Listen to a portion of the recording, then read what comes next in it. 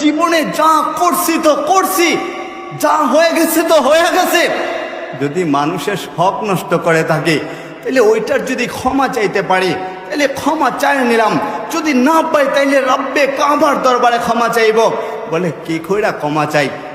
বলে আজকে রাতে গিয়া একটু নিজেকে লাশ বানাইবেন, আজকে রাতে বাড়ির মধ্যে যায়া উঁচু কইরা 2 রাকাত নফল নামাজ পড়া হায় রব্বে কাবার দরবারে 2টা হাত তুইলা দিবেন আর বলবেন রব্বে কাবা, আমি তাকায় দেখছি এই পাহাড়ের উপর যদি আমার গুনাহকে রাইখা দেওয়া হয়, গুনাহের কারণে পাহাড়টা ধইসা যাবে।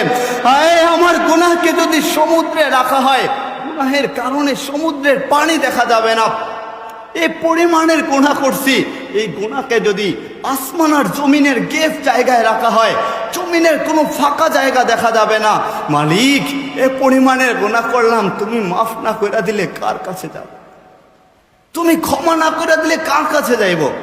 কারণ আপনার তো বহু বান্দা আছে যারা আমি একজনে না ডাকলেও আপনাকে ডাকে, কিন্তু আমার তো আপনি ছাড়া কোনো ইলাহ নাই, একমাত্র ইলাহ তো একজন আপনি। মালিক আপনার দরবারে চাইলাম।